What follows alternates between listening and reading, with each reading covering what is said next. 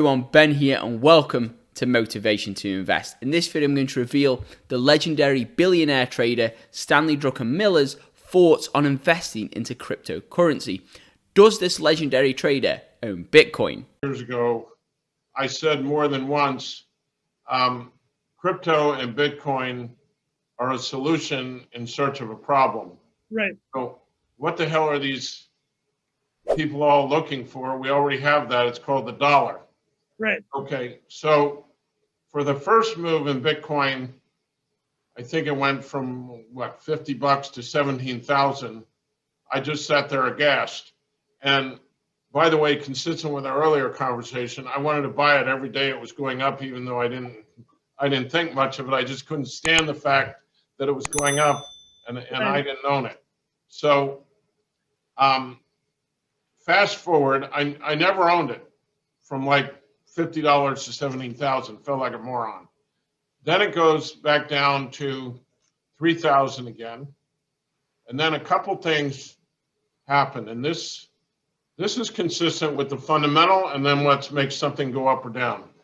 So solution in search of a problem.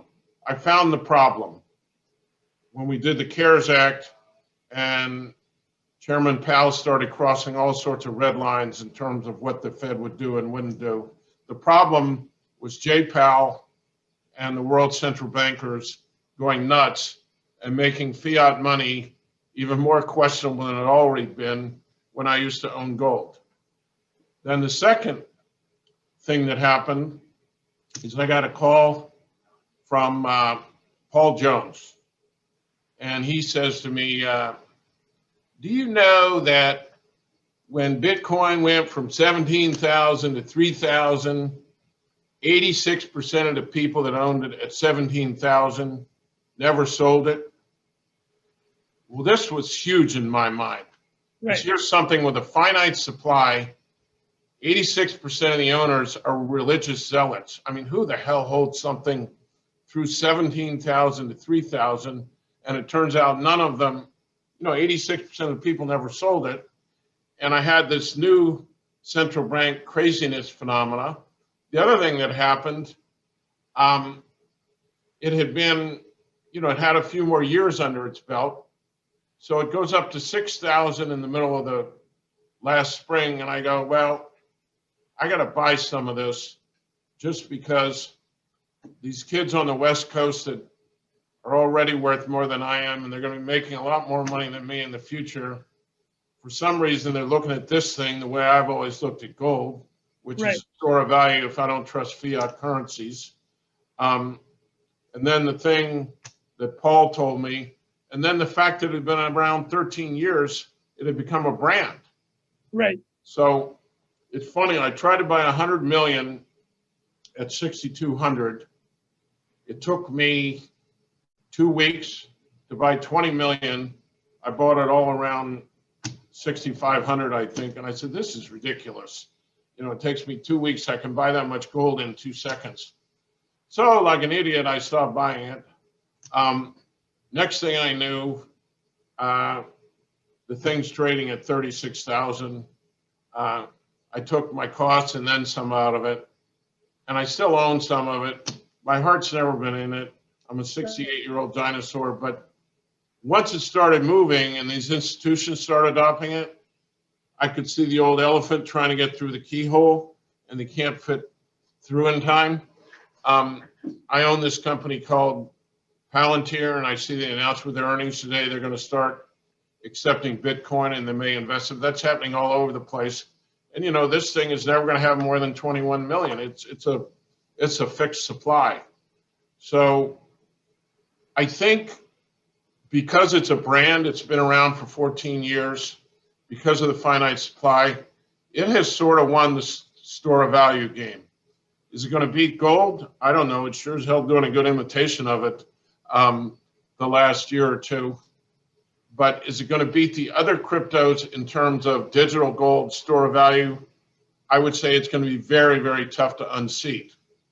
Then you go to what I call the commerce facilitators, which obviously the lead in smart contracts and that kind of stuff would be Ethereum.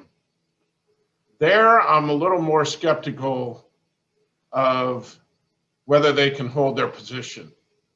It reminds me a little of MySpace before Facebook came along, or maybe a better analogy, Yahoo before Google came along.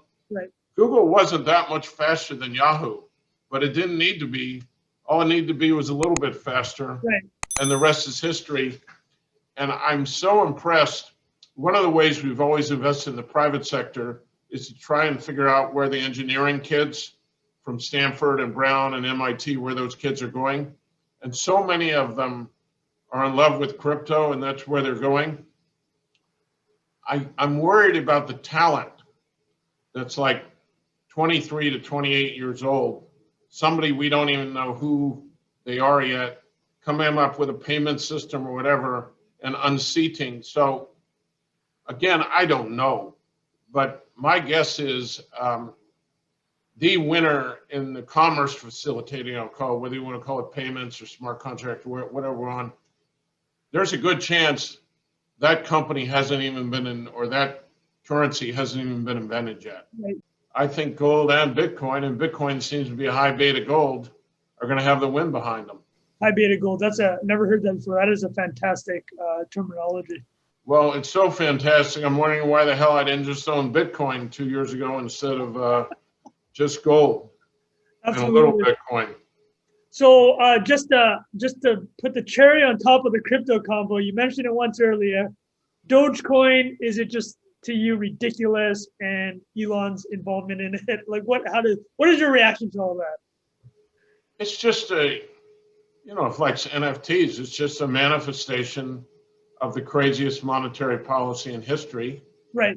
And I think since there's no limit on supply, I don't really see the utility of this thing. Right now, it's just this wave of money and the greater fool theory. No. Just a no. Now, having said that, I wouldn't short it because I don't like putting campfires out with my face. So I just try and pretend Dogecoin doesn't exist. Right. I think so little of it, it doesn't even bother me when it goes up. Right. When Bitcoin used to go up, I'd go crazy that I didn't own it. When Dogecoin goes up, I just start laughing. But to me, it's all about Jerome Powell.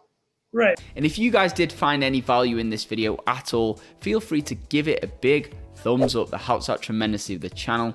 And with that being said, I hope you guys all have a tremendous day, and I'll see you in my next video. Invest safe.